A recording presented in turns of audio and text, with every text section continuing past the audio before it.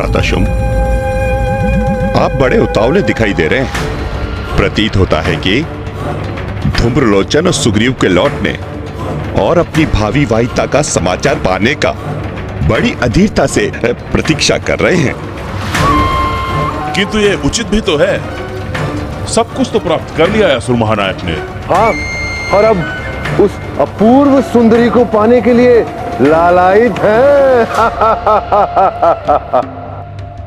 देवी शक्ति का क्रोध हमारे लिए महासंकट का रूप अवश्य ले सकता है। धूम्रलोचन समाचार अवश्य लेकर आएगा, किंतु मुझे शंका हो रही है कि कहीं वो हमारे सर्वनाश की पूर्व सूचना ना हो। समाचार क्या होगा ये तो मुझे पूर्व से ज्ञात है।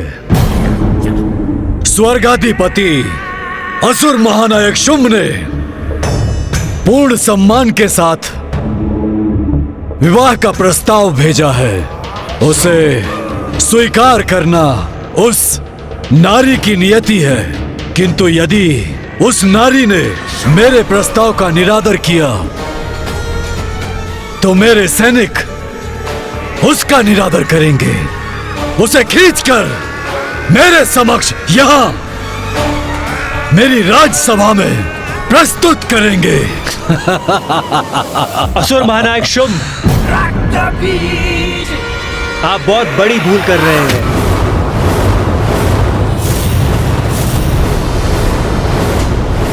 ये क्या कह रहे हो तुम रक्तबीज?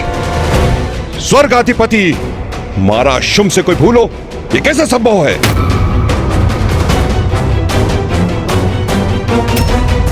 दृष्टता क्षमा कीजिए असुर महानायक। आपके सामने कितना कुछ घटित हो चुका है, किंतु आप उसे स्वीकार नहीं कर रहे हैं। क्या घटित हुआ है मेरे समक्ष? हाँ रक्तबीज, जो भी कहना है स्पष्ट कहो। जिन देवी को आपने धूम्रलोचन और सुग्रीव को युक्ति अथवा शक्ति से यहां लाने का आदेश दिया है, उनकी शक्ति का आभास हमें बहुत समय से हो रहा है। स्मरण कीजिए, स्वर्ग की देवियों की रक्षा देवी की मूर्ति से उत्पन्न हुए मोतियों ने ही की थी।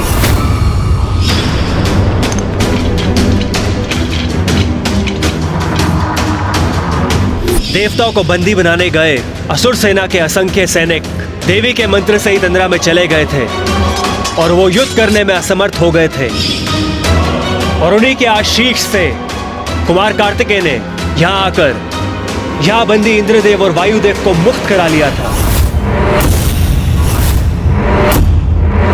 और वो कोई साधारण स्त्री नहीं है, जगत जननी है, देवी शक्ति है, और उनकी अपार शक्ति का प्रत्यक्षदर्शी तो मैं भी पूर्व में रहा हूं।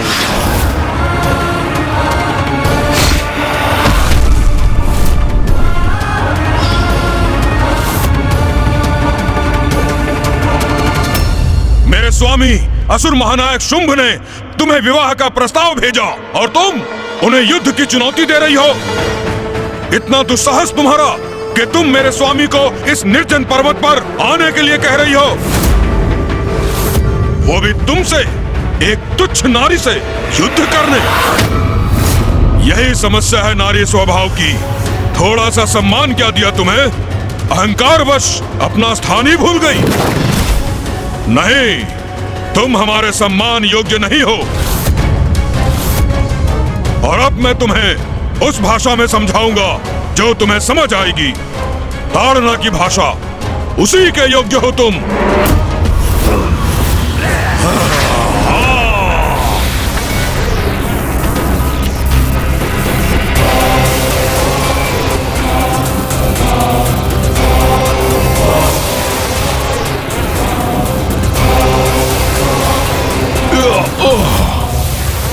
कदाचित सेनापति धूम्रलोचन उचित कह रहे हैं। शब्दों की नहीं, शस्त्रों की भाषा ही सुंदरी के लिए उपयुक्त है।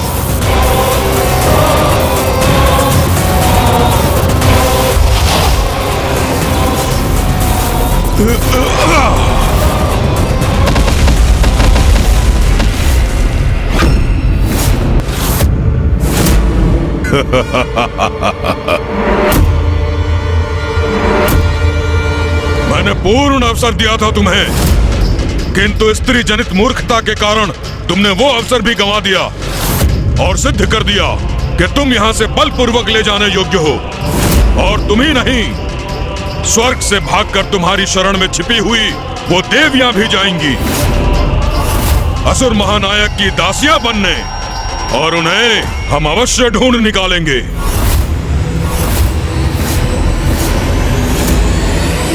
अब इन दुष्टों को माँ की शक्ति के बारे में ज्ञात हो जाएगा।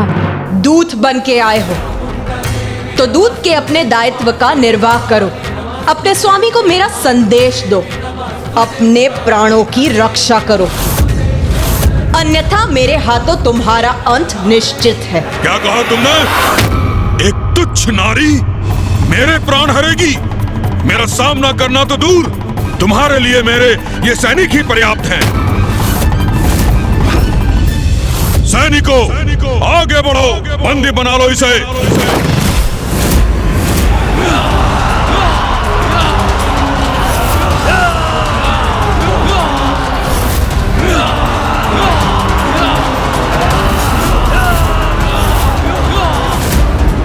ये दुष्ट असुर तो माता पर आक्रमण कर रहे हैं। नारी का अपमान कर तुमने बहुत बड़ा अपराध किया है धूमलोचन, और अपनी भूल को सुधारने का अवसर प्राप्त होने पर भी उसे व्यर्थ कर दिया तुमने।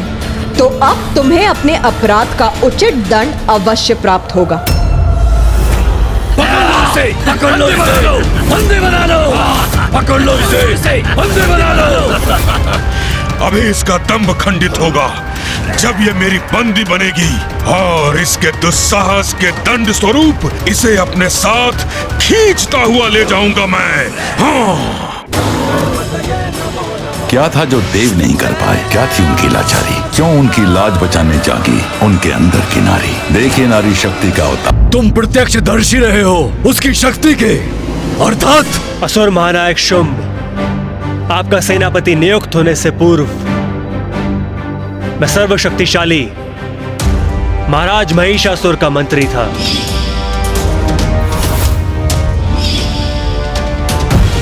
महाराज महिषासुर और उनकी समस्त सेना का बड़ा भयंकर अंत किया था देवी आदिशक्ति ने।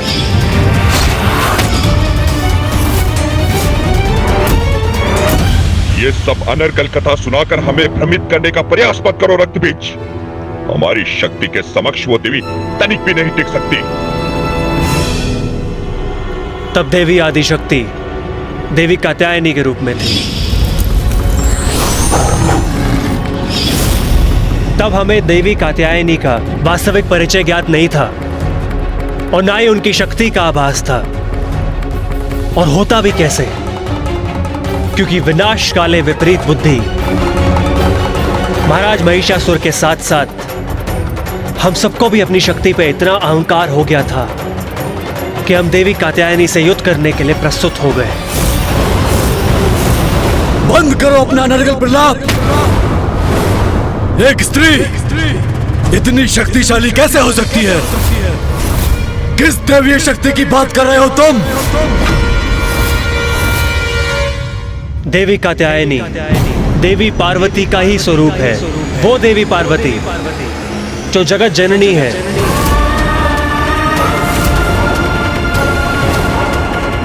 जो जगत पिता महादेव की अर्धांगिनी है,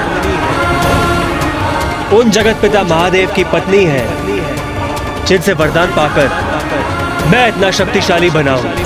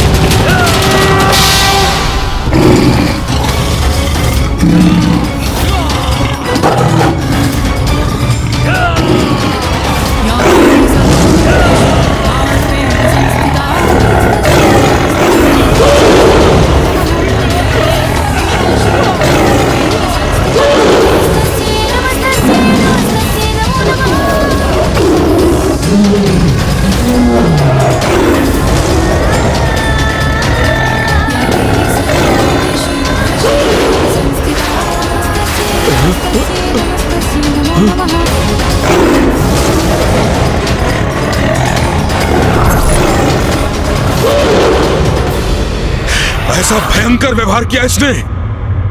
क्या कहा था तुमने? मेरे लिए तुम्हारे सैनिक ही पर्याप्त है। प्रतीत होता है तुम्हारे सैनिकों के लिए मेरा सिंह ही पर्याप्त है। इसकी उदंडता, इसका अहंकार असहनीय हो रहा है मेरे लिए। जाओ, तुम दोनों को यहाँ से सुरक्षित लौटने का एक अवसर और देती। जाओ और जाकर अपने स्वामी शुंभ को मेरा संदेश दो। मेरे विचार से अब हमें यहाँ से निकल लेना चाहिए अविलंब। तुम ऐसे नहीं मानोगी। तुम्हें अपनी शक्ति का परिचय देना ही होगा। तुम्हारा अहंकार खंडित करके मुझे तुम्हें अपने वश में करना ही होगा। अहंकार तो अहंकारी का खंडित होता है। तुम्हारे अहंकार ने तुम्हारे विवेक को हर लिया है और तुम्हारे ज्ञान चक्षु को निष्क्रिय कर दिया है। तुम अपने काल को अपने समक्ष पाकर भी उसे पहचान नहीं रहे।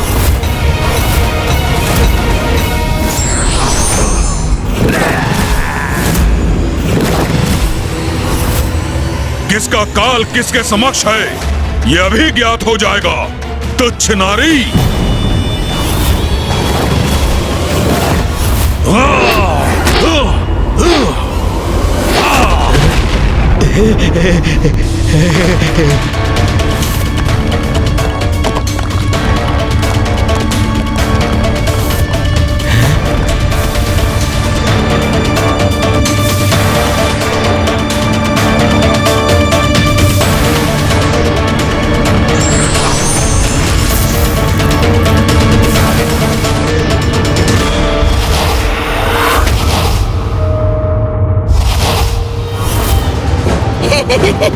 अद्भुत।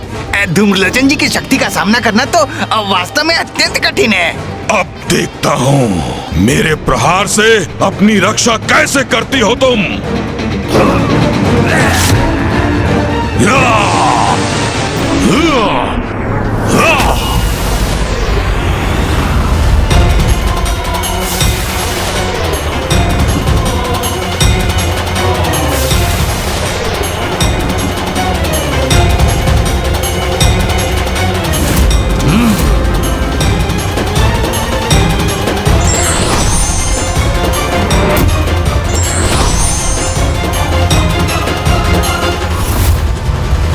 स्थिति इतनी बिगड़ जाए ये कहाँ चाहता था मैं तो विवाह का प्रस्ताव लेकर आया था। विनय पूर्वक संवाद कर रहे थे तुमसे, क्योंकि असुर महानायक शुंभ का विवाह तो आनंद का अवसर था। किंतु तुम अपने उदंडता से मुझे उकसाती रही।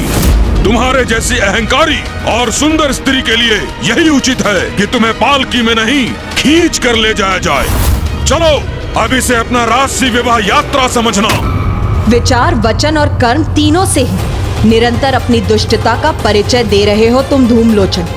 तुम्हारे पापों का फल तो तुम्हें अवश्य प्राप्त होगा। अब अपने इस प्रहार से तुम्हें वश में करूंगा मैं।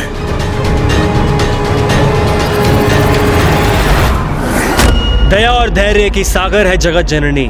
देवी शक्ति अपनी संतानों के अनेकों दोष क्षमा करती है, किंतु जब एक संतान अपनी माँ को माँ के रूप में सम्मान की दृष्टि से देखने के स्थान पर उन्हीं पर कुदृष्टि डालने लगे, अपने माता के प्रति कुत्सित विचार रखे, तो माता का क्रोध तो जागृत होगा ही ना, और दंड भी तीव्र और भयंकर होगा।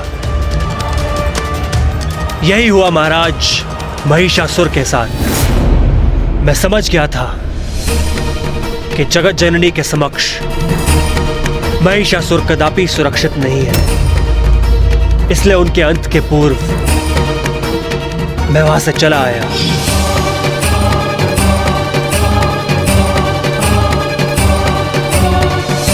उस रणभूमि से मेरे पलायन के कारण ही मैं आज जीवित हूं, और महाराज महिषासुर और उनकी संपूर्ण सेना नष्ट हो चुकी है। ये वही देवी पार्वती है जो तब देवी कात्यायनी के रूप में अवतरित हुई थी, और अब वो देवी कौशिकी के रूप में विंध्याचल पर्वत पे विराजमान है।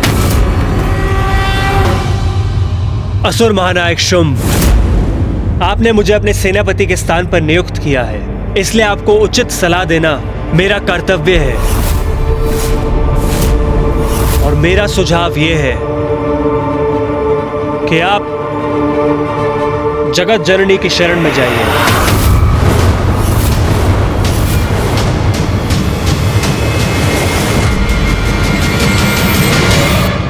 वो अपने शरणागतों की सदा रक्षा करती है। उनके समस्त पाप क्षमा कर उन्हें अपनी भूलों का प्रायश्चित करने का अवसर प्रदान कर उन्हें अभय दान देती है। मैं तो धूम्रलोचन के प्रस्थान करने के पूर्व ही आप सबको इससे अवगत कराना चाहता था, किंतु जो भी हुआ वो इतनी शीघ्रता से हुआ कि मुझे कुछ कहने का अवसर ही प्राप्त नहीं हुआ। असुर महानायक, अभी भी समय है। हम अभी भी धूम्रलोचन और सुग्रीव को लौटने का आदेश भेज सकते हैं। बस रक्तबीज, बस! तुम मुझसे, त्रिलोक के स्वामी से, एक स्त्री के समक्ष झुककर उसका शरणागत बनने को कह रहे हो? तुम्हारी मति मारी गई है क्या? असुर महानायक शुंभ, मेरे सुझाव को अन्यथा मत समझिए। यदि आप जगत जननी के शरणागत नहीं होना चाहते तो मत होइए, किंतु उनसे उलझने की भी कोई आवश्यकता कहाँ है। उनसे नहीं उलझेंगे तो आप सुरक्षित रहेंगे, शांति पूर्वक त्रिलोक का शासन करेंगे, सुख भोगेंगे। बस रक्तबीज, बहुत हुआ। तुम्हें अपना सेनापति बनाया, बहुत बड़ी भूल कर दी मैंने। एक और ये निशुंभ, चंड मुंड धूम्रलोचन, जो मेरे लिए अपना जीवन तक निछावर करने के लिए प्रस्तुत हैं, और दूसरी ओर तुम, जो मुझे स्त्री के चरणों में शीश रखने का सुझाव दे रहे हो।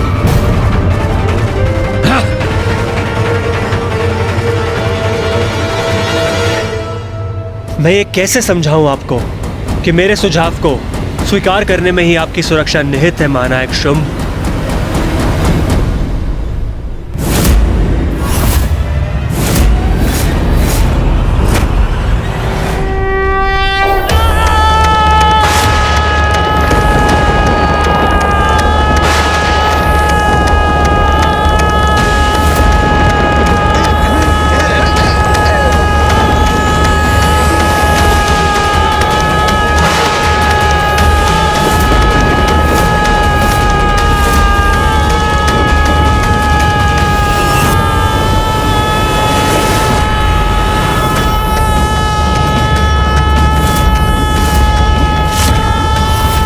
ये तो माँ की हुंकार है।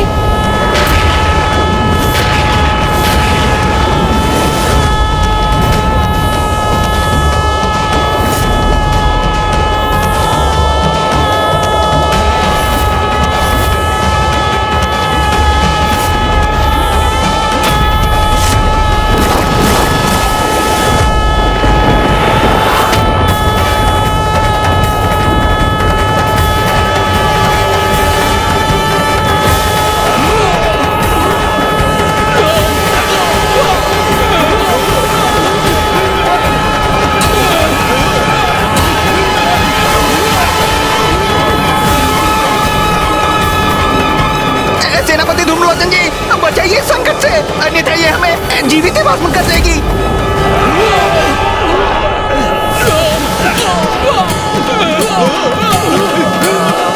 मेरे सैनिकों को भस्म कर दिया इसने।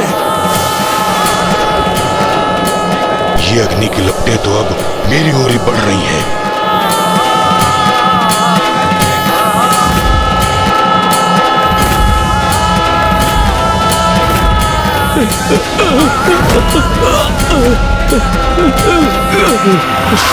आपने सुना असुर महानायक? कितनी भयंकर हुंकार थी देवी शक्ति की। अवश्य अवश्य धूम्रलोचन में उनके क्रोध का भागी बन चुका होगा। बस रक्तबीज, ये देवी देवी की क्या रट लगा रखी है? कैसे योद्धा हो तुम, जो संपूर्ण समुदाय को भीरू बनाने पर तुले हो?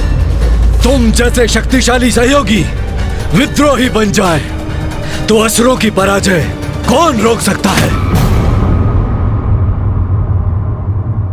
तुम ये कह रहे हो ना कि महिषासुर का अंत देवी कात्यायनी के हाथों हुआ, परंतु वो महिषासुर था और मैं लोकाधिपति शुंभ हूं। सर्वशक्तिमान शुंभ, सर्वशक्तिमान शुंभ। यदि आवश्यकता हुई तो ऐसा स्तंभन उत्पन्न करूंगा, वो स्त्री जिसे तुम जगत जननी कहकर पुकारते हो वो भी स्तंभ हो जाएगी। उस देवी की शक्ति मेरी शक्ति की तुलना में कुछ भी नहीं। सत्य तो यह है मानायक शुंभ, यदि वो देवी क्षण भर के लिए अपनी शक्ति का प्रदर्शन मात्र कर दे तो हम सभी दूल दूसरित हो जाएंगे। कहो, तुम्हारे लिए मेरी शक्ति का इतना परिचय पर्याप्त है ना धूम्रलोचन?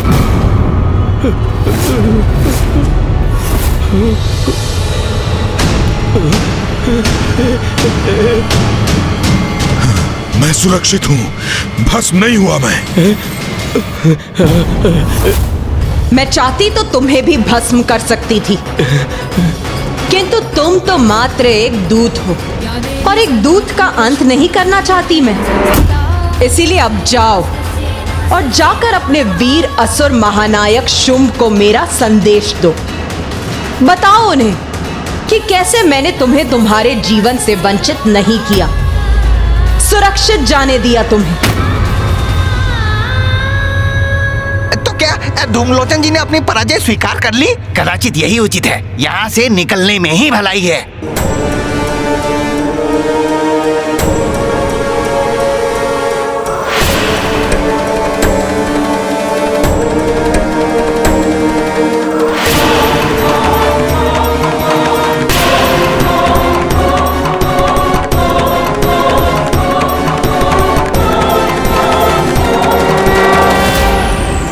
गणेश, धूम्रलोचन जैसा अहंकारी इस प्रकार पीछे मुड़कर लौट जाने वालों में से नहीं।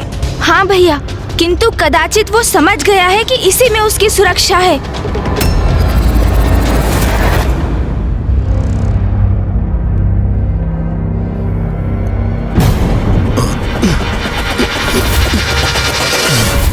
ये आभूषणों की चमक कहां से आ रही है?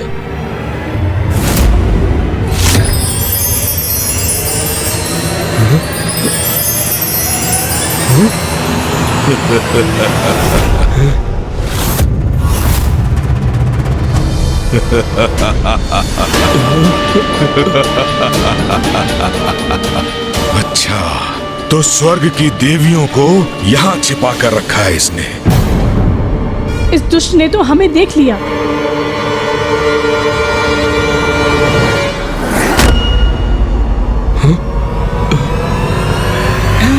ये सेनापति धूम्रलोचन जी क्या करने जा रहे हैं? पुनः पीछे क्यों मुड़ रहे हैं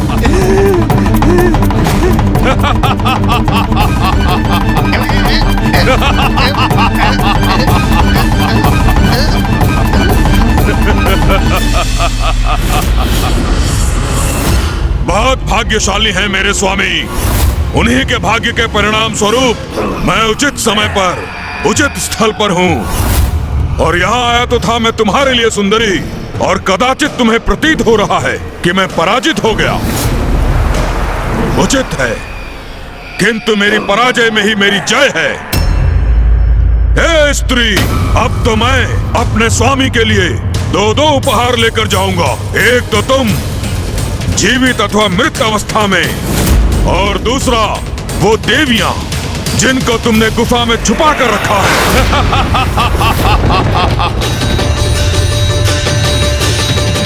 इसने पुनः अपनी कुदृष्टि डाली देवियों पर।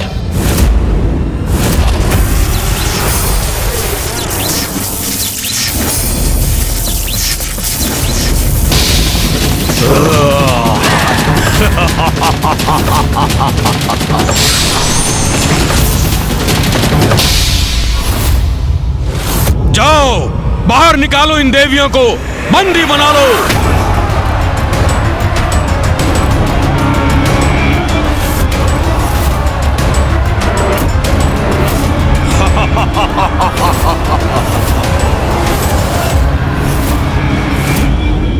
माताओं को अपनी दुष्टता का लक्ष्य बनाकर धूम्रलोचन सभी सीमाओं का उल्लंघन कर चुका है। अब और अब माँ उनके इस व्यवहार को कदापि सहन नहीं करेंगी। माँ के कार्य में हस्तक्षेप करना उचित नहीं, अन्यथा अभी इस धूम्रलोचन को इसके दुर्वचनों का उचित दंड देता मैं।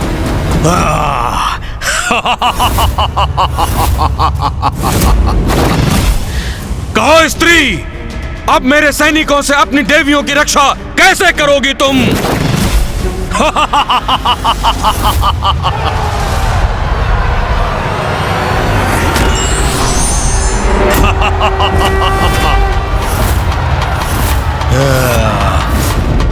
तुम्हारे हाथों में घंटा, तो तुम क्या मेरे असुर सैनिकों को घंटा बजाकर रोकोगी? इस घंटा से अंत करोगी उनका?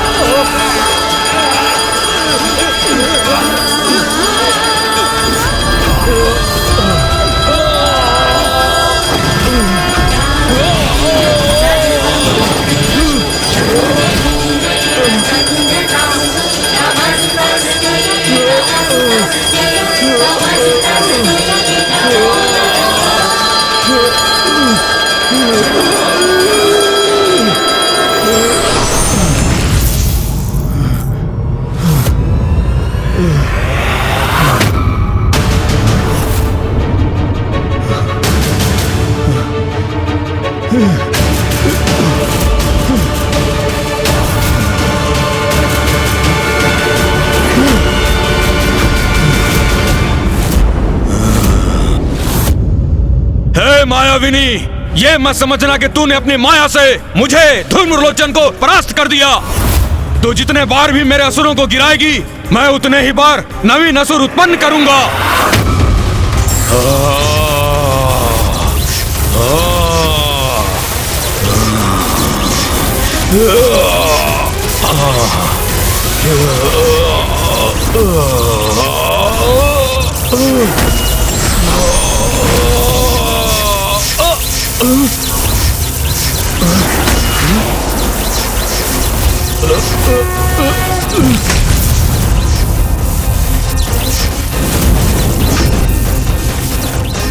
अपने हाथ हिलाने में अक्षम्य हो तुम।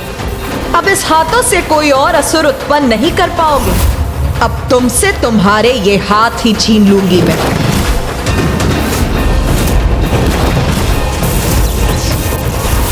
सेनापति धूम्रलोचन को इतनी दयनीय अवस्था में डाल दिया इस स्त्री ने।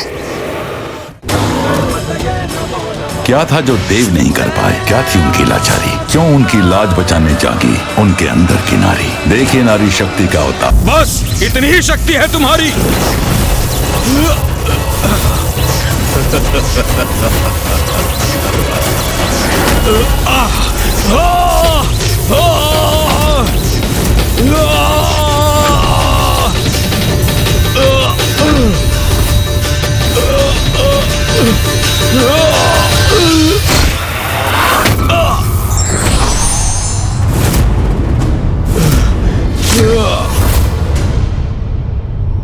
अब हाथों से रहित होने के बाद भी तुम्हारा वध करूंगा मैं।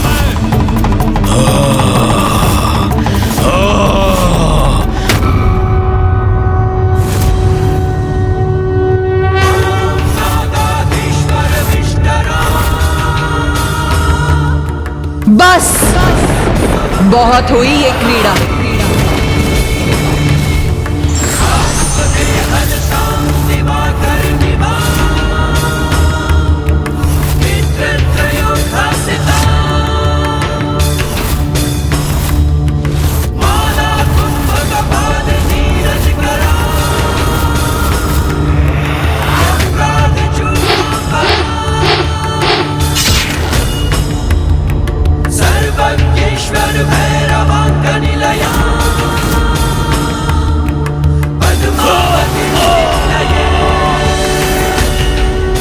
तो जब धूम्रलोचन उस स्त्री को अपने बंधन में बांध कर लौटेगा, तब तुम्हें अनुमान होगा मेरी शक्ति का। अब मैं आपको कैसे समझाऊं स्वामी, शक्ति का उचित अनुमान लगाने की आवश्यकता आपको है। असुर महाराज शुंभ, असुर महाराज शुंभ, असुर महाराज शुंभ। सुना तुमने? सुना? लौट आया मेरा सेनापति धूम्रलोचन। अब तो आपके विवाह के प्रबंध आरंभ करने चाहिए। आरंभ करो, अवश्य आरंभ करो।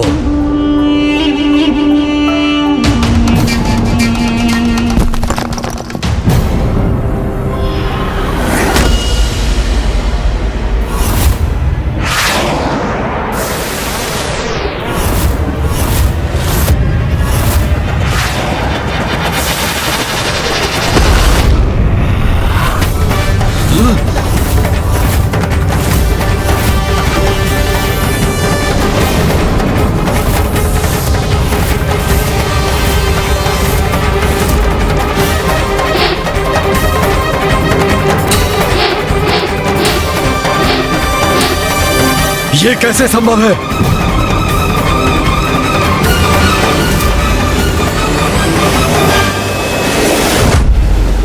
तो अंततः माँ ने धूम्रलोचन को शुंभ के निकट पहुंचा दिया। और रही बात सुग्रीव की, वो तो मुझे आग मत कीजिए माता, मैं अपने सभी भूलों की क्षमा मांगता हूँ। आपके आदेश का पालन करूंगा माता।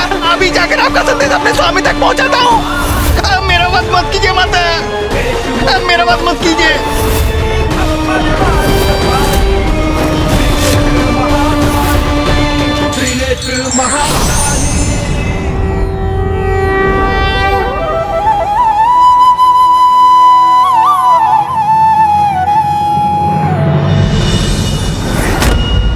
मेरे देखते देखते भस्म हो गया धूम्रलोचन।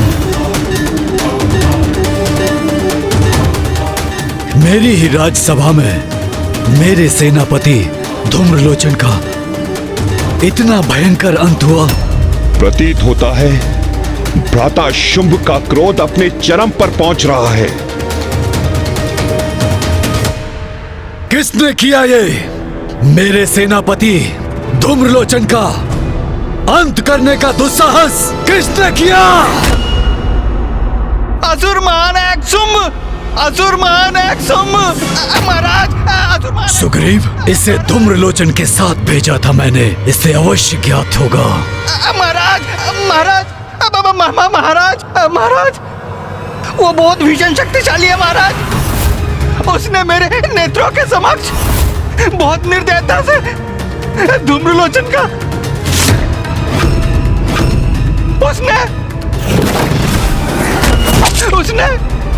उसने क्या बोल रहे हो? किसने किया ये? स्पष्ट बोलो, किसका दुष्कृत्य है ये? किसने किया सेनापति धूम्रलोचन का वध? ये तो आपको भी भली भांति ज्ञात है असुर महानायक शुंभ कि सुग्रीव देवी शक्ति का उल्लेख कर रहा है। स्पष्ट है कि उन्होंने उसका अंत किया है। फिर भी आप ये क्यों जता रहे हैं जिससे आप इससे अनभिज्ञ हो? धूम्रलोचन का वध उस नारी ने किया महाराज, जिसके समक्ष हम आपके विवाह का प्रस्ताव लेकर गए थे, देवी कौशिकी।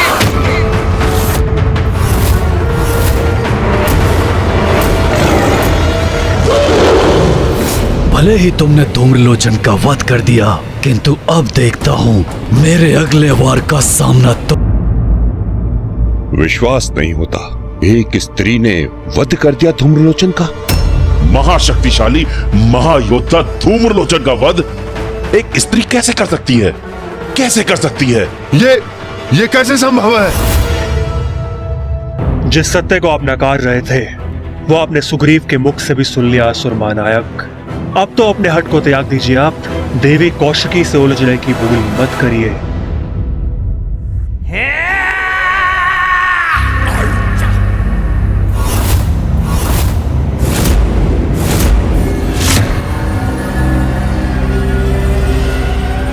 तो तुम ये कहना चाहते हो? भ्राता,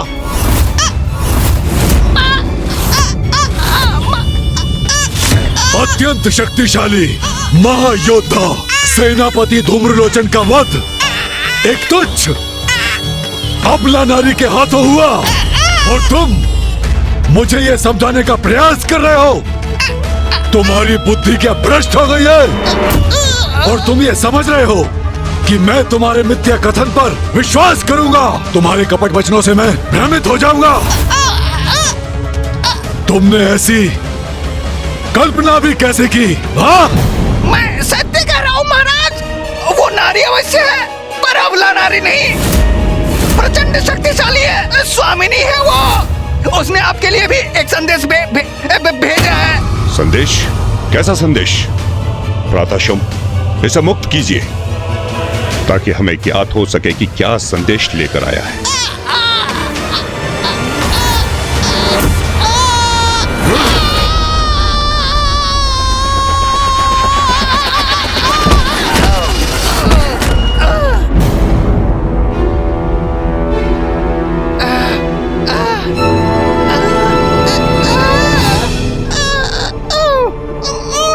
बोलो। देवी कौशिकी ने आपके प्रस्ताव के उत्तर में ये संदेश भेजा। जाओ और जाकर अपने स्वामी को मेरा संदेश दो कि मैं विवाह उसी योद्धा से करूंगी जो मुझे युद्ध में पराजित करने में सक्षम होगा। यदि तुम्हारे स्वामी में इतना सामर्थ्य है तो यहाँ आकर मुझे पराजित करें और अपनी मुझसे विवाह करने की इच्छा को पूर्ण करें।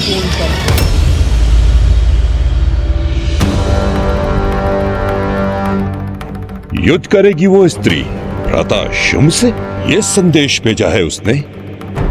देवी शक्ति से युद्ध का परिणाम तो भयंकर ही होगा। प्रातःशुम, ये संदेश नहीं है, ये तो चुनौती है उसकी आपके लिए। प्रतीत होता है ये स्त्री चतुराई कर रही है। उसने ये प्रपंच इसलिए रचाया ताकि वो स्वयं को आपसे ऊपर रख सके।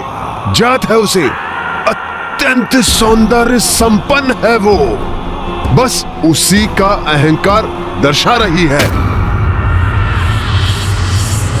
ये क्या कह रहे हैं सभी? क्या इन्हें अभी भी यह आभास नहीं हुआ कि असुर महानायक शुंभ का वहां जाना स्वयं अपने विनाश को आमंत्रित करने के समान है? मुंड से सर्वथा मैं सहमत हूं। वो तो आप पर अपना प्रभाव स्थापित करने की क्रीड़ा कर रही है महाराज शुंभ।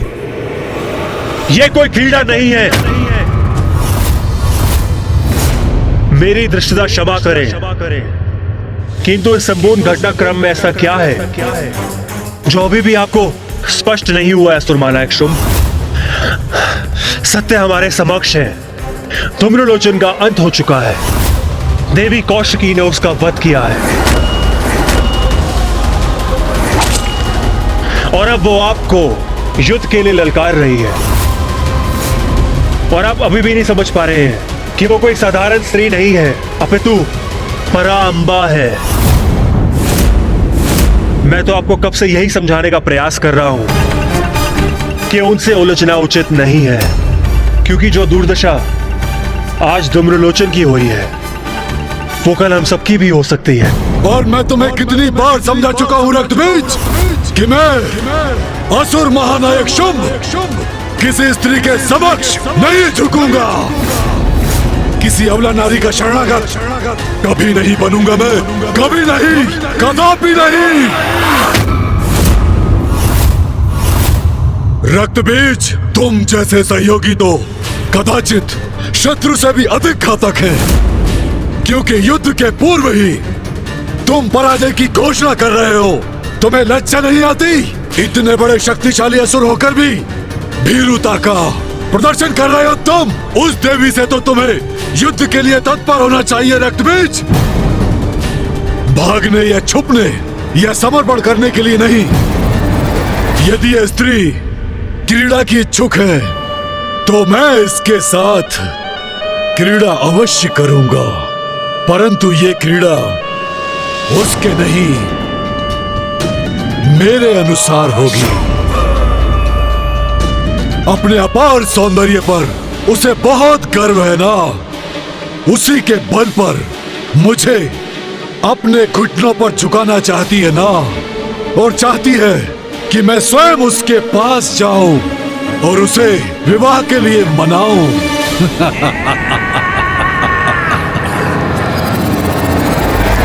मैं मिटा दूंगा उसका गर्व, उसे अपने आदेशों का पालन करना सिखाऊंगा।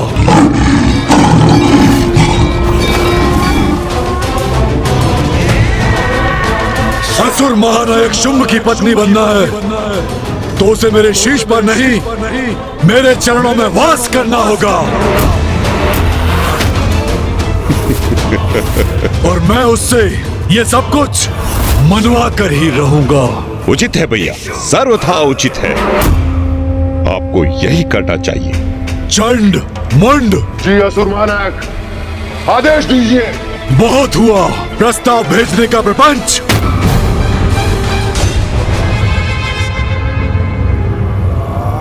जाओ और उस नारी को बंदी बना कर लाओ मेरे समक्ष यहाँ, और उसे स्वीकार हो या अस्वीकार, मैं उसे बलपूर्वक विवाह करके ही रहूंगा।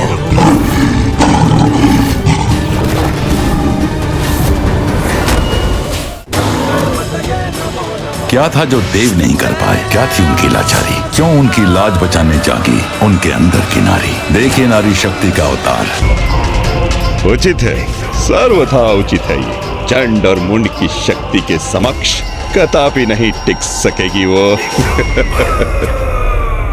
असुर महानायक शुंभ का ये आदेश बहुत अनिष्टकारी सिद्ध हो सकता है।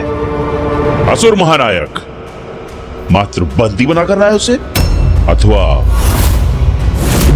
भ्राता चंड का अर्थ है कि अगर आपको कोई आपत्ति ना हो तो क्यों ना हम उससे धूम्रलोचन के वध का प्रतिशोध भी ले लें? उसकी उद्दंडता के दंड स्वरूप उसे थोड़ा प्रताड़ित भी क्यों ना कर लें? फिर तो वो आपकी आज्ञा अवश्य स्वीकार करेगी।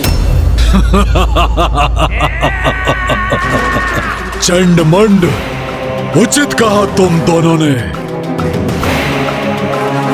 दंड दो उसे, अवश्य दो, प्रतिशोध भी लो उसे।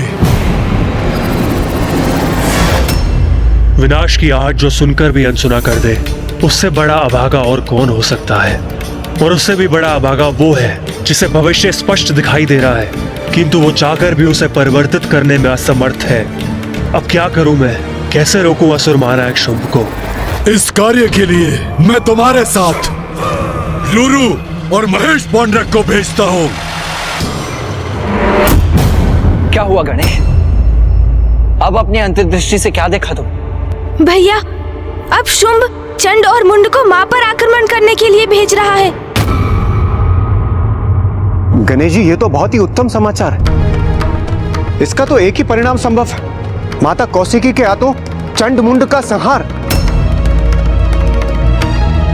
इंद्रदेव का कथन सर्वथा उचित है।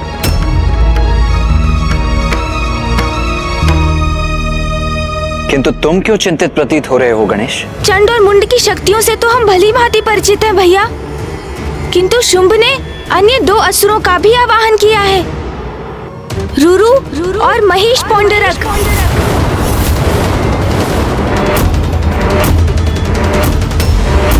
अब ये दोनों कौन है? ये तो मुझे भी ज्ञात नहीं है भैया, किंतु शीघ्र ही उन दोनों का भी पूर्ण परिचय ज्ञात कर लूंगा मैं।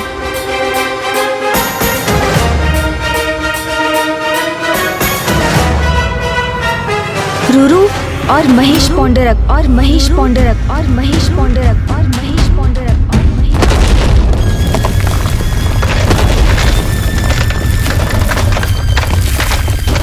रुरु, रुरु, रुरु।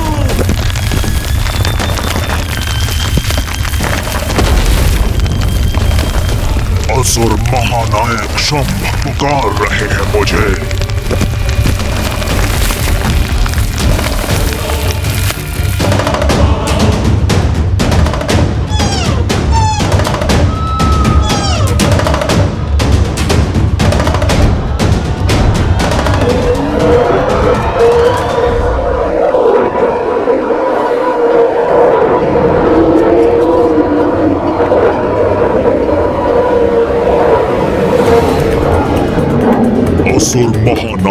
शुंभ, आपने आवाहन किया है मेरा। मैं अति शीघ्र आपके समक्ष प्रस्तुत होऊंगा।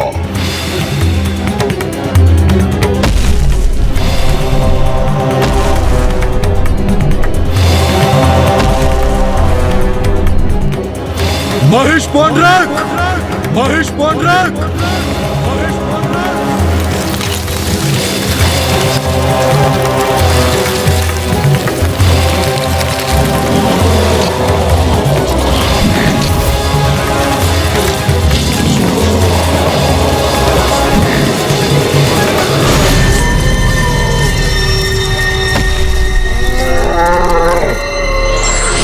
असुर महानायक शुंभ, मैं महेश पौंड्रक अभी आपकी सेवा में प्रस्तुत होऊंगा।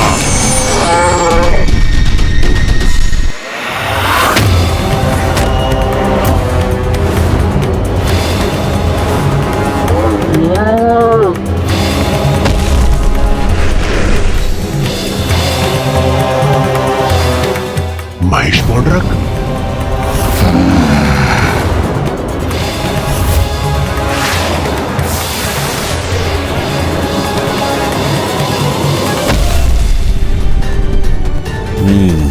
तो ये हैं रूरू और असुर महानायक शुंभ, आपने अवश्य किसी विशेष प्रयोजन से हमें यहाँ बुलाया है। कहिए, क्या आदेश है हमारे लिए? एक घमंडी नारी के मान को कुचलना है। मात्र एक नारी से युद्ध हेतु आपने हम दोनों का आवाहन किया। धूम्रलोचन जैसे शक्तिशाली असुर का वध करने वाली नारी असाधारण नहीं हो सकती, कदापि नहीं।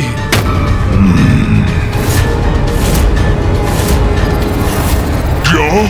ये क्या सुन रहा हूँ मैं? उसने असुर सेनापति धूम्रलोचन का वध कर दिया। तब तो अवश्य वो कोई दैवी शक्ति है। हमें उससे युद्ध नहीं करना चाहिए। यही तो मैं भी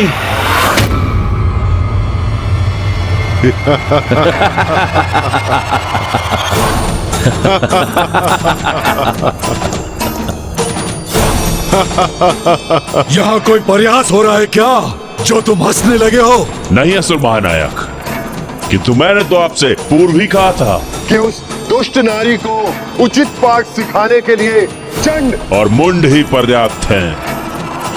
ये असुर आपके सामने हमें सुझाव देने का ये दुस्साहस कर रहे हैं कि हमें उस नारी से युद्ध करने के विचार का परित्याग कर देना चाहिए। वो भला युद्ध भूमि में हमारा क्या साथ देंगे? कदाचित वहां पहुंचकर अस्त्र शस्त्र त्याग देंगे और वहीं उस देवी की आरती करने लगेंगे। तो कितना अपमान होगा हमारा। ओ, समझ गया। चंड और मुंड अपने शब्दों से इन दोनों को युद्ध के लिए प्रेरित कर रहे हैं। सेनापति चंड और मुंड, आपके कथन से तो ऐसा प्रतीत हो रहा है जैसे इस नारी को बंदी बनाने के लिए आपके पास कोई अति उत्तम रणनीति है। हमें भी तो सुनाइए, तनिक हम भी तो सुने। रणनीति? कैसी रणनीति? हम रणनीति बनाने में समय व्यर्थ नहीं करते। वो भी एक तुच्छ नारी के लिए? हाँ, यदि आप सुनना ही चाहते हैं तो सुनिए।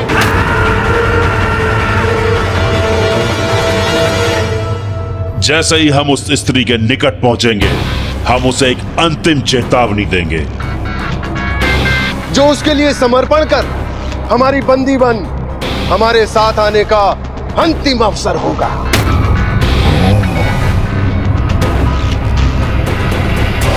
बस उसके लिए ये अंतिम अवसर होगा।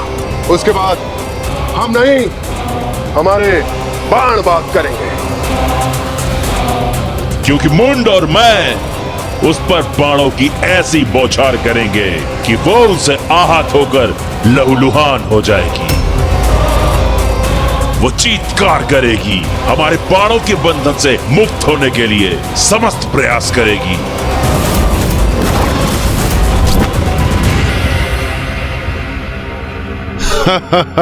अपने कोमल कोमल हाथों से अपने बाणों को हटाने का प्रयत्न करेगी।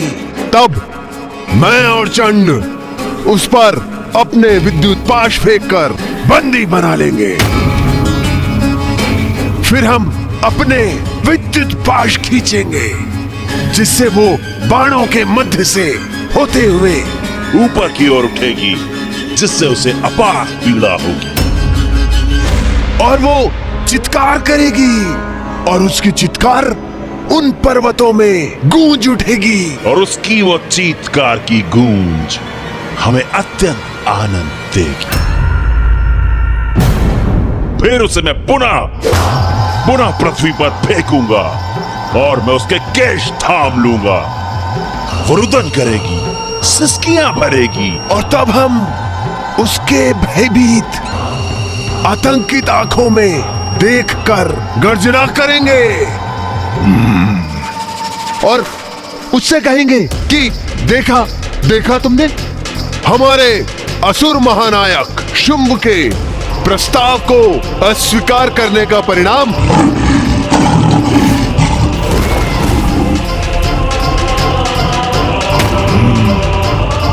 तब वो हमारे आगे हाथ जोड़कर असहाय अवस्था में आकर रुदन करेगी। फिर उसे भारी बेड़ियों में बांध देंगे हम और वो हाथ जोड़े भारी बेड़ियों में बंधी अपने पैरों पर हमारे साथ चलकर यहां तक आएगी और उसे इस प्रकार अपमानित करते हुए, उसके अहंकार को खंडित करते हुए हम उसे इस राज्यसभा में लेकर आएंगे और असुर महानायक शुंभ के चरणों के आगे डाल देंगे। वो फिर रुदन करते करते अपने दया की भिक्षा मांगेगी। अब महाराज असुर महानायक शुंभ के चरणों में गिर के बड़ा आनंद आएगा मुझे जब वो सुंदरी मेरे चरणों में गिरेगी। मुझसे बहुत बड़ी भूल हो गई असुर महानायक शुंभ, बहुत बड़ी भूल हो गई। ज्ञात नहीं मैंने इतने महावीर, महाशक्तिशाली, महायोद्धा का तिरस्कार क्या सोचकर किया। उचित है स्वामी, यह दंड मेरे लिए सर्वतः उचित है। मैं ऐसे ही दंड के योग्य हूँ। मैं अति प्रसन्न हुआ ये वर्णन सुनकर। अब शीघ्र ही इसे पूर्ण करो अपनी योजना से। उसी प्रकार उसे मेरे समक्ष आने पर विवश कर दो।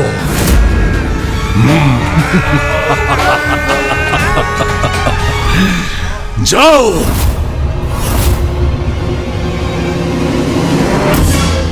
सुना तुम दोनों ने, सुना। मैं चंडमुंड की तरह सभी असुरों में एक आत्मविश्वास चाहता हूं।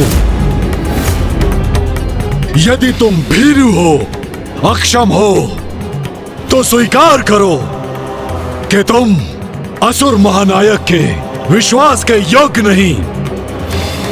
अन्यथा मेरे आदेश का पालन करो। जाओ, उस नारी को बंदी बनाकर मेरे समक्ष यहाँ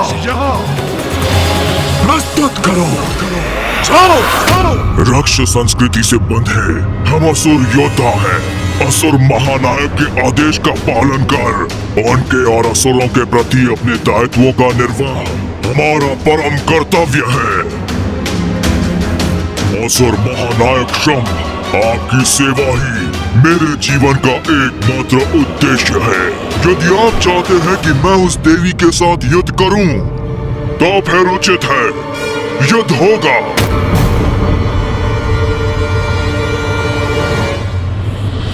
तूने असुर महानायक के प्रति अपनी निष्ठा प्रकट कर दी, मैं ही पीछे रह गया। नहीं, मैं भी भीरू नहीं, यह भी प्रमाणित कर दूंगा।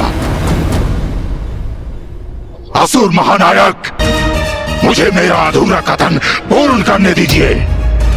यदि उस नारी के पास दैवीय शक्तियां भी हैं, तो मैं क्रीड़ा कर उसे सताऊंगा और तब उसे मैं दंडित करूंगा, यदि आपकी अनुमति हो तो। अर्थात हमारे विचारों और उद्देश्य दोनों में समानता है। हाँ, तो फिर शुभ कार्य में विलंब क्यों? चलिए।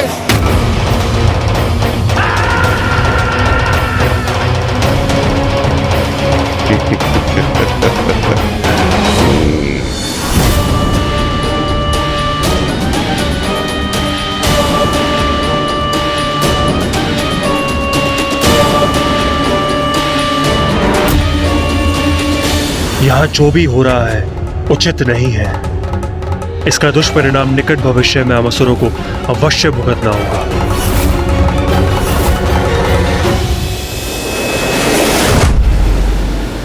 कितना मूर्ख है ये शुंभ। रक्त बीज रूरू महिष पौंड्रक ने उसे समझाने की कितनी चेष्टा की, किंतु उसे चेतावनी तक दी कि मां के विरुद्ध जाने का भयंकर परिणाम होगा, किंतु फिर भी उसने अपने असुरों को मां के साथ लड़ने भेज दिया। ये सब तो माँ की ही लीला है भैया। उन्होंने मुझे धूम्रलोचन को उनके निकट लाने का जो उत्तरदायित्व सौंपा था, वो मैंने पूर्ण किया। अब शेष इसी प्रकार से धूम्रलोचन के वध के पश्चात चंडमुंड का भी भयंकर परिणाम होने वाला है।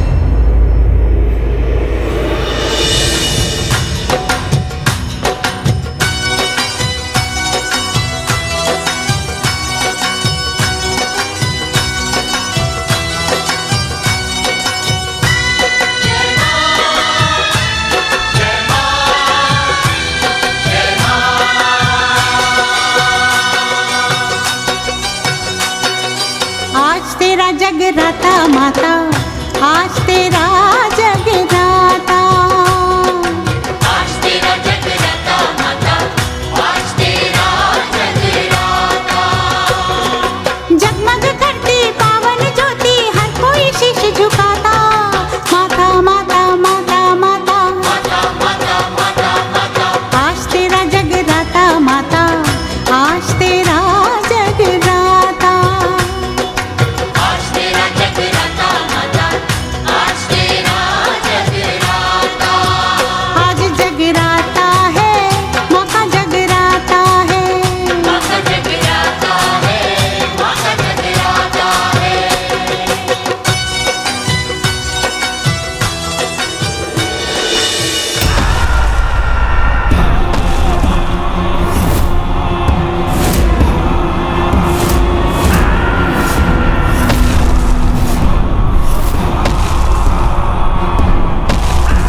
अब ये कैसे दूध भेजे हैं शुंभ ने?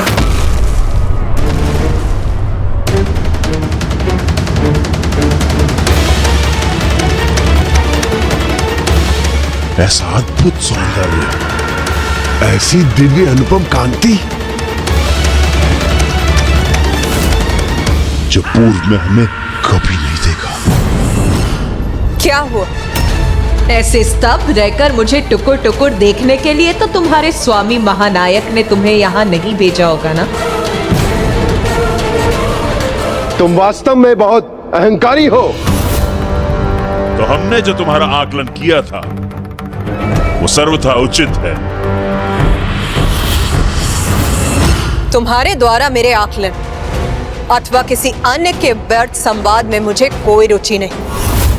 मैंने तुम्हारे स्वामी के लिए एक संदेश भेजा, अवश्य उसी का उत्तर लेकर आए होगे तुम यहाँ।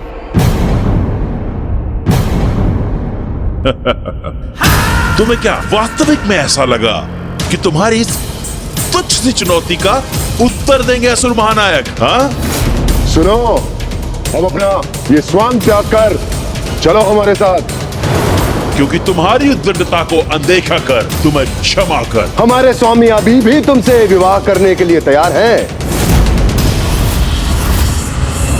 तुम्हारे इस कथन में तो कुछ भी नवीन नहीं। ये तो उस असुर ने भी कहा था जो तुमसे पूर्व यहाँ आया था। उसका क्या परिणाम हुआ ये तो तुम्हें ज्ञात ही होगा। कदाचित इसीलिए इतनी विशाल सेना लेकर तुम इतनी सी बात कहने यहाँ आए। इस अभिमानी नारी को हमारी सेना के सामर्थ्य का आभास नहीं है। ये तो हमारी बातों को वायु में उड़ा रही है।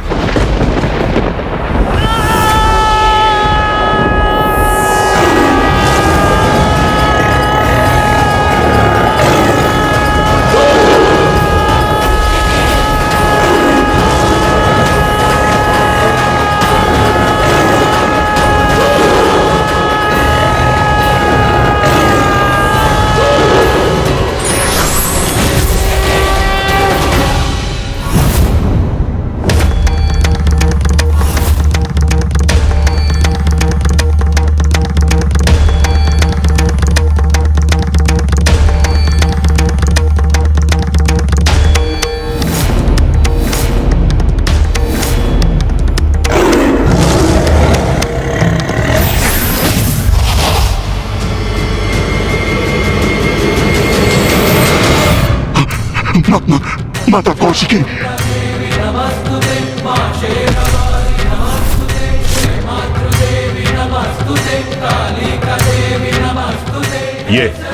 ये क्या कर रहे हो तुम दोनों? महेश पौंड्र, ये ऐसे हाथ जोड़कर इस नारी के समक्ष क्यों बैठे हो?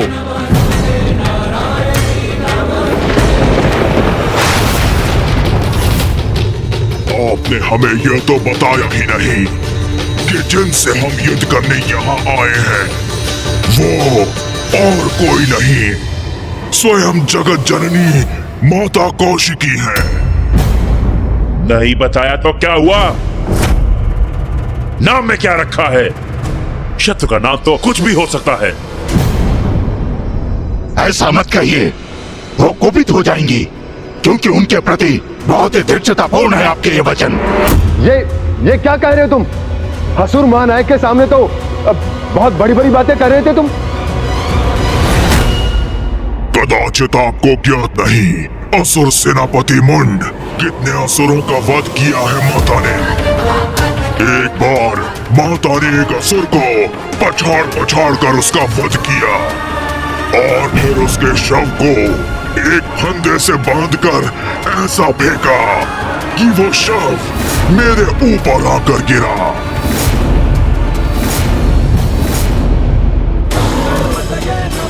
क्या था जो देव नहीं कर पाए? क्या थी उनकी लाचारी? क्यों उनकी लाज बचाने जागी उनके अंदर की नारी? देखिए नारी शक्ति का एक बार तो माता ने सहस्त्र असुरों की विशाल सेना का अंत कर उसे मेरे ही दलदल में फेंक दिया था। आज भी उनके शव वहां से उभरते हैं, जिसे चील काग अपना भोजन बनाते हैं।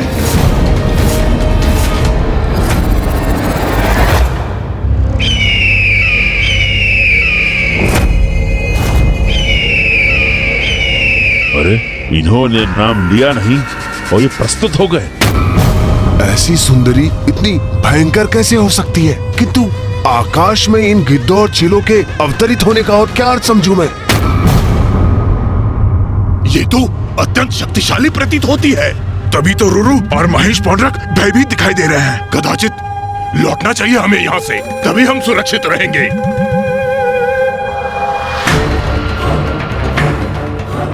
उस मूर्ख असुर ने हमें पूर्व में ही इस नारी के बारे में बता दिया होता तो हम और सटीक योजना बनाते। अब क्या करें हम? इस प्रकार यहाँ आकर युद्ध भूमि से लौट भी नहीं सकते। एक दो पाश तो हमें इस पर फेंकने ही होंगे।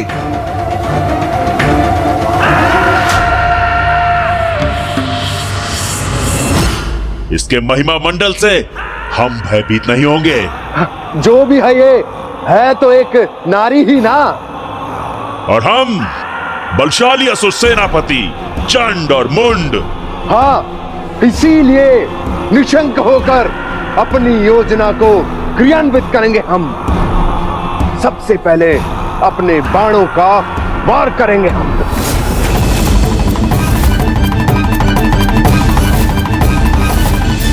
देवी अवश्य तुम्हारे बाणों को नष्ट भ्रष्ट कर देंगी। ये इतने विश्वास से कह रहा है तो क्या ये सत्य है? क्या ये वास्तव में हमारे बाणों को नष्ट कर देगी? हम दोनों तो माँ के विरुद्ध जाकर उनसे नहीं लड़ रहे, किंतु आप दोनों को योद्धाओं का धर्म निभाना ही चाहिए।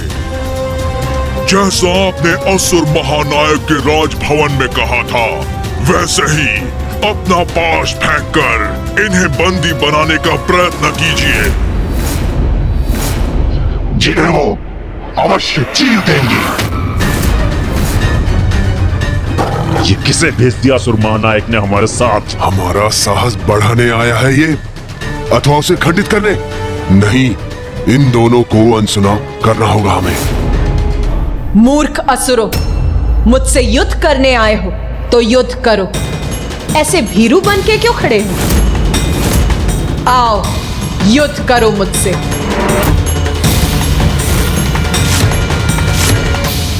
शक्तिशाली हैं हम, वरदानी शक्तियां प्राप्त हैं हमें। और ये मात्र एक नारी, इसे तो हम अपने वश में कर सकते हैं। इसने उन असुरों को पराजित किया होगा जो बल में हमसे कम होंगे। हाँ, हम तो अति बलशाली असुर चंड और मुंड हैं। असुर सैनिकों, यही है वो अहंकारी नारी जिसने हमारे असुर सेनापति धूम्रलोचन का वध किया था। यही है वो नारी जो बार बार हमारे असुर महानायक का अपमान करती है। जाओ सैनिकों, जाकर अपनी शक्ति का परिचय दो, उचित पाठ पढ़ाओ और खींच के लाओ इसे हमारे कदमों में।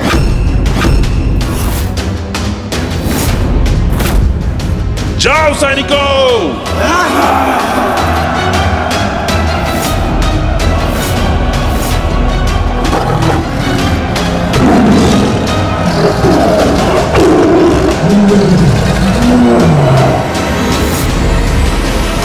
अब चंड और मुंड ने अपनी समस्त सेनाओं को मां पर आक्रमण करने के लिए भेज दिया है। कितने भीरू हैं ये दोनों! मां से स्वयं युद्ध करने के स्थान पर अपने सैनिकों को मृत्यु के मुख में प्रविष्ट कर दिया उन्होंने। मैं यहां खड़े रहकर ये सब होते हुए नहीं देख सकता। मैं अभी जाकर उस असुर सेना का विनाश कर दूंगा।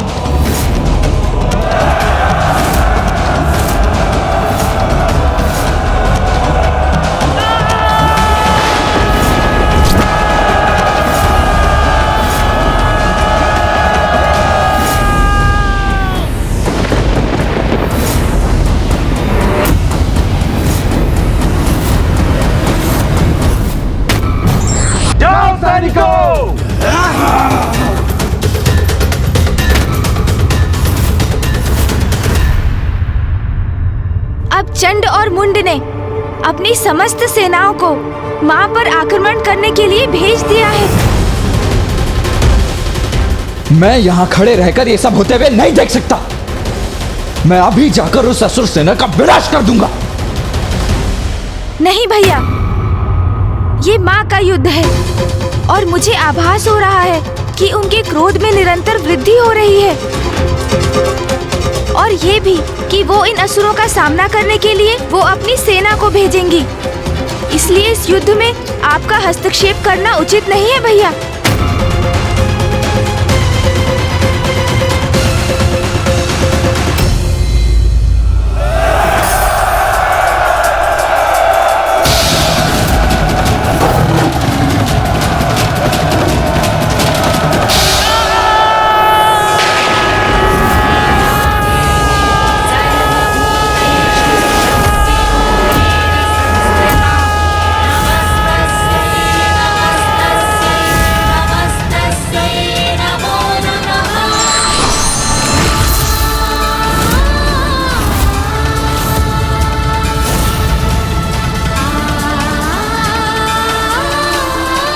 अरे ये प्रेत और पिशाच कहां से उत्पन्न हो गए?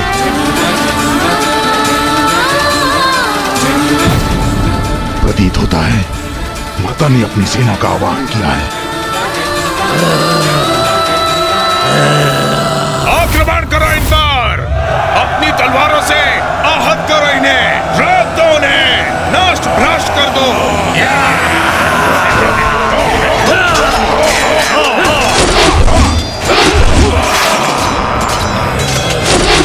आक्रमण करो,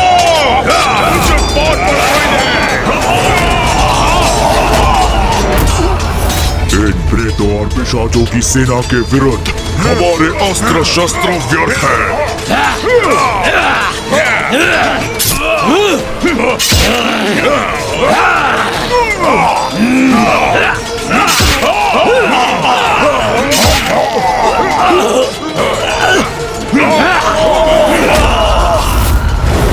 अब करें तो क्या करें? हमारे अस्त्र इनके आर पार जा रहे हैं और ये सरलता से हमें आहत कर रहे हैं। इस देवी की प्रेत और पिशाच सेना हमारी असुर सेना को नष्ट कर रही है।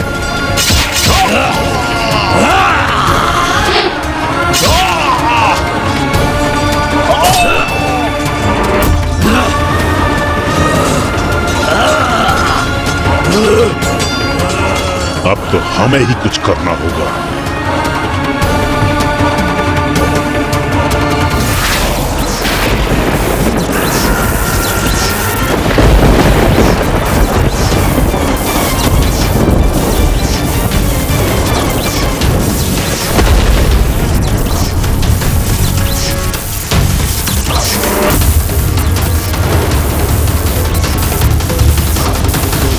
असुर सैनिकों, पीछे हटो अभी, इसी क्षण। अरे अरे असुर पीछे क्यों हट गए? अब क्या करने जा रहे हैं? क्या करने जा रहे हैं ये?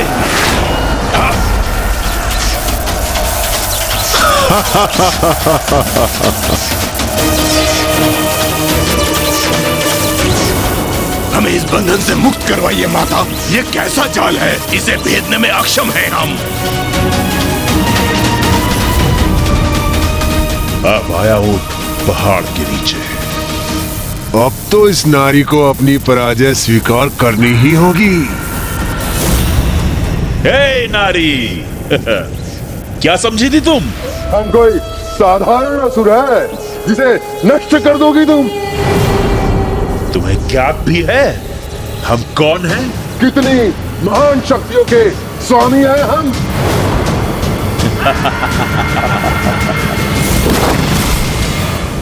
ये कैसे संभव है?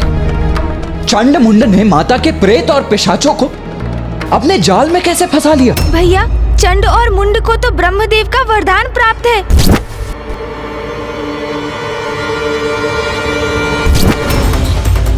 साधारण नहीं है उनकी विद्युत शक्ति, भयंकर शस्त्र है ये उनका।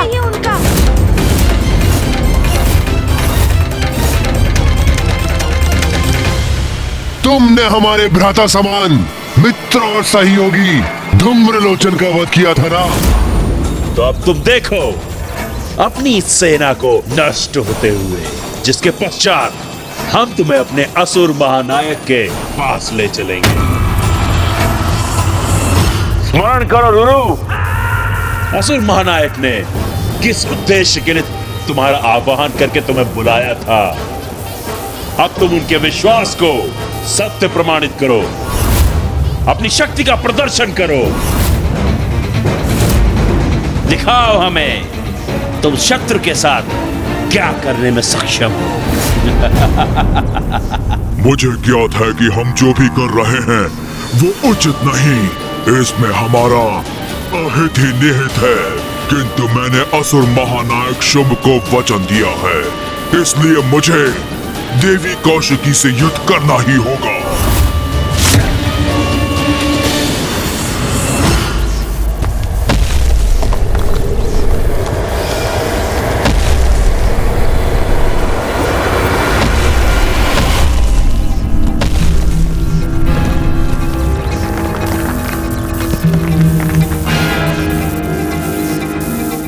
अब मैं क्रीड़ा करूंगा तुम्हारे साथ और पीड़ा दूंगा तुम्हें।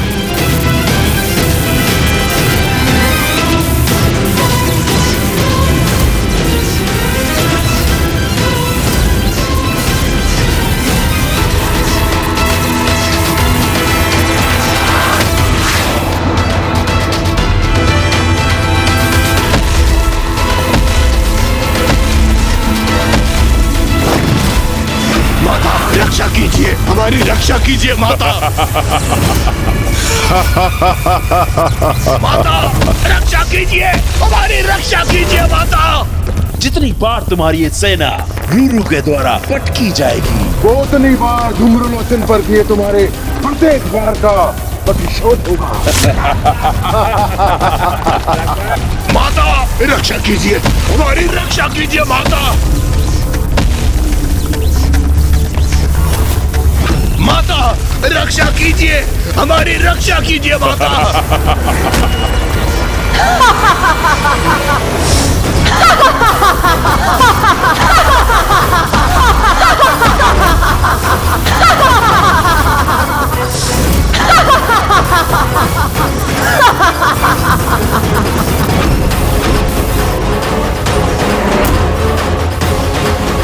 तुमने मेरी संतानों को क्षति पहुंचाई, अब तुम्हारी ऐसी दुर्दशा करूंगी मैं। धूम्रलोचन से भी अधिक भयंकर मृत्यु दूंगी तुम्हें।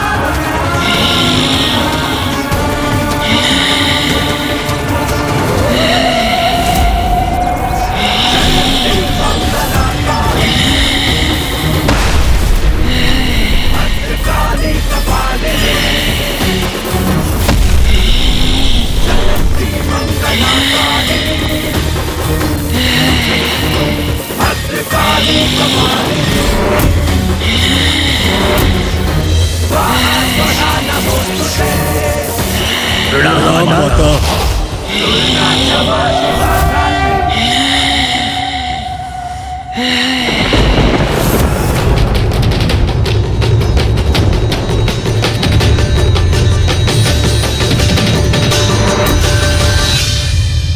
माता ने माँ महाकाली का आवाहन किया है। अब कोई चंड और मुंड की रक्षा कदापि नहीं कर सकेगा।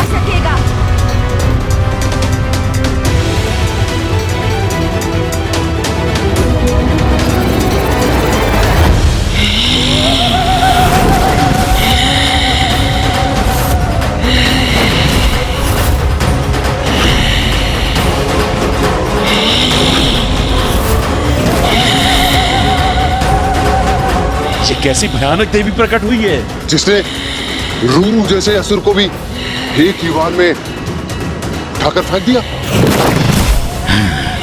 जगत जननी अपने विकराल रूप में प्रकट हुई हैं। यह कैसी देवी है? अपने हुंकार से ही आतंकित कर रही है हमें। रणभूमि थर्रा उठी है इसकी पदचापों से। रूरू नहीं टिक सके इसके समक्ष, तो हम इससे कैसे युद्ध कर सकेंगे? युद्ध करने आए हो ना यहाँ, तो रुक क्यों गए? आओ युद्ध करो मेरे साथ।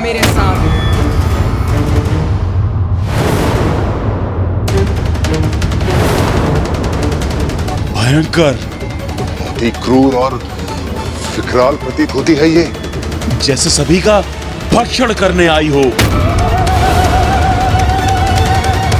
भ्राताचंड, क्यों ना इन दोनों अर्थात रूरू और महेश पौंडरी को ही आगे कर दे।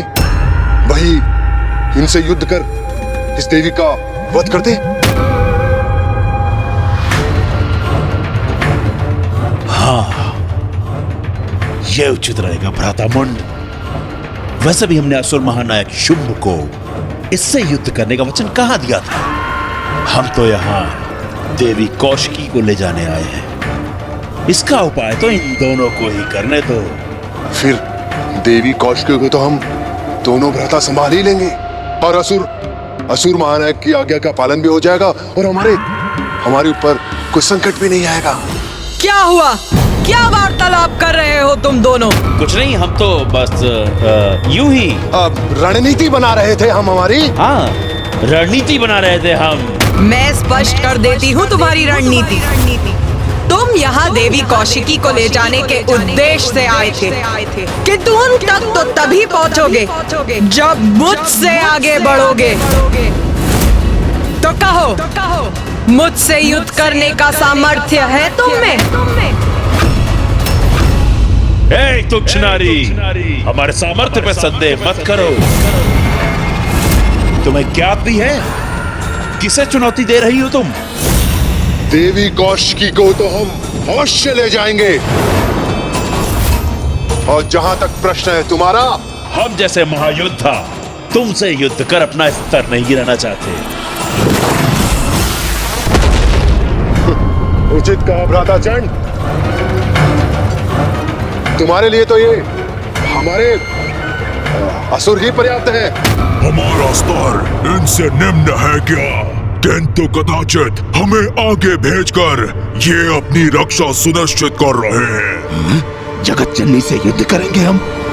तो भेजो, जिसे भेजना है शीघ्र भेजो, किंतु स्मरण रखो, उसकी मृत्यु के पश्चात तुम्हारा अंत भी मेरे द्वारा ही होगा।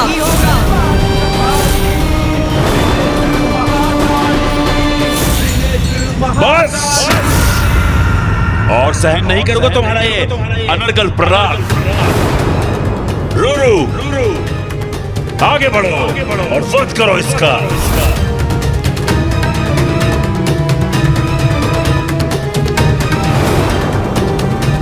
मैं युद्ध करूं जगत जननी से। संकोच मत करो रूरू, आगे बढ़ो, भय का त्याग करो और स्मरण करो कितने बलशाली हो तुम, और माना है शुंभ ने किस उद्देश्य से तुम्हें यहां भेजा है।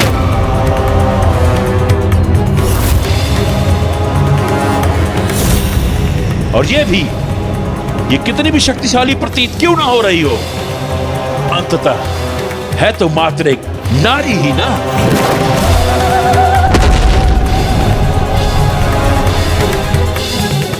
और एक ऐसी नारी जिसने तुम्हारा अपमान किया, तुम पर वार किया, वो तो सिर्फ एक ही दंड के योग्य है, मृत्यु दंड।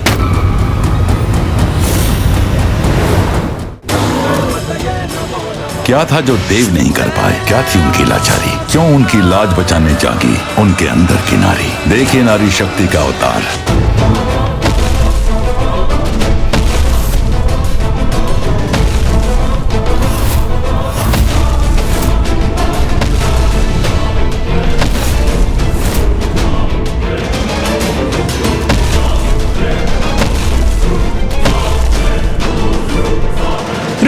रुको मत, आगे बढ़ो।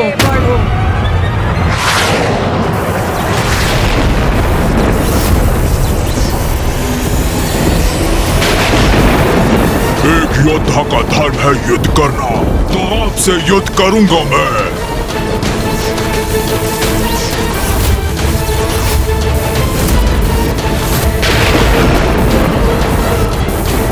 उचित किया तुमने रूरू। हाँ, इसके हाथ बांध दिए तुमने। अपना आनंद प्रकट करने में इतनी शीघ्रता मत करो चंड और मुंड। ये तो अभी मात्र आरंभ है, इस युद्ध का अंत अभी शेष है। उचित क्या महाबली रूरू ने बंधन में बांध दिया इस देवी को। असुर महायोद्धा रूरू की जय, असुर समुदाय की जय।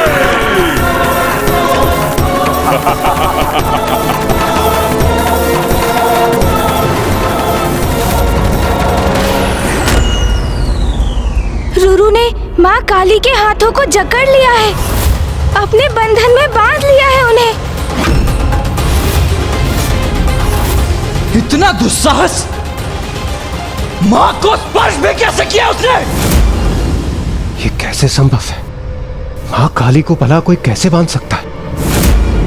अवश्य इसमें भी माता की कोई लीला ही होगी जो अभी हमारे समक्ष उजागर होगी। माता तो इस असुर को अभी उचित पाठ सिखाएंगी, चिंता तो मुझे भ्राता के क्रोध की है। उनके क्रोध का ज्वालामुखी अपने चरम पर पहुंचकर फट ना जाए।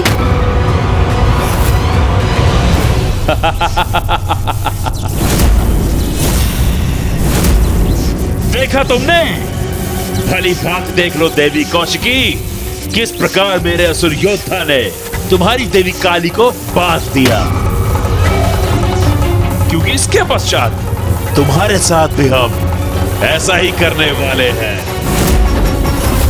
इसी प्रकार बेड़ियों में जकड़कर अपने साथ ले जाएंगे तुम्हें, अपने साथ ले जाएंगे तुम्हें। शीघ्र भंग होगा तुम्हारा ये भ्रम।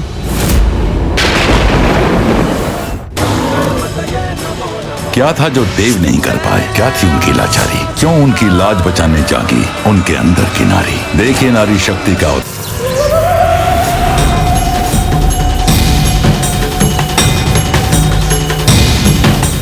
मूर्ख असुर, मुझे बांधेगा तू?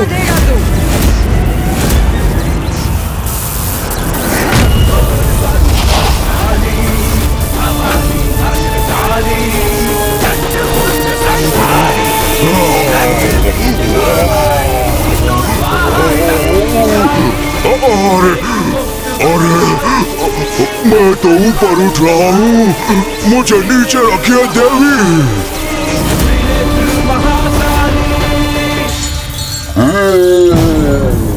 चलो चलो, अब भुगतो अपने दुस्साहस का परिणाम। मेरे हाथ उनसे उत्पन्न किया ये बंधन इतनी सरलता से खंडित कर दिया इन्होंने।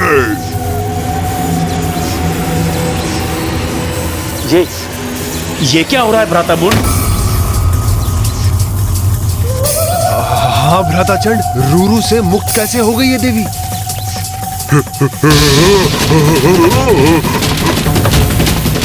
अपार पीड़ा हो रही है मुझे, छोड़ दीजिए।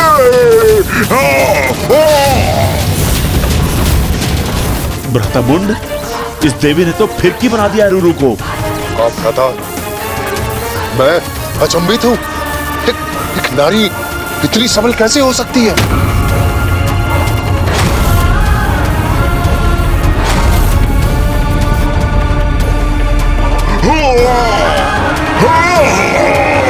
छोड़ दीजिए मुझे। लो, छोड़ दिया तुम्हें।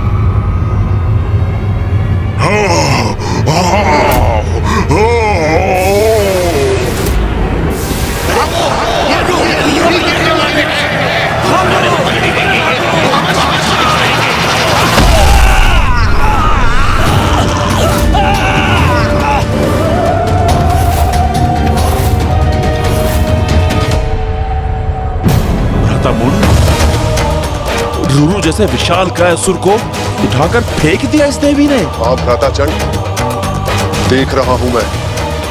और ये भी कि हमारे कई असुर उसके नीचे दब गए। चंडमुंड, इन दुर्बल असुरों के आगे समय क्यों व्यर्थ कर रहे हो? आओ, स्वयं मुझसे युद्ध करो, ताकि इस युद्ध का और तुम्हारा शीघ्र अंत हो। बार बार हमारे अंत का उल्लेख कर रही है। हाँ भ्राताचंड, सुन रहा हूं मैं। जैसे इसका संपूर्ण ध्यान तो हमारे अंत पर ही केंद्रित है। अभी मेरा अंत नहीं हुआ है, इसलिए युद्ध अभी शेष है।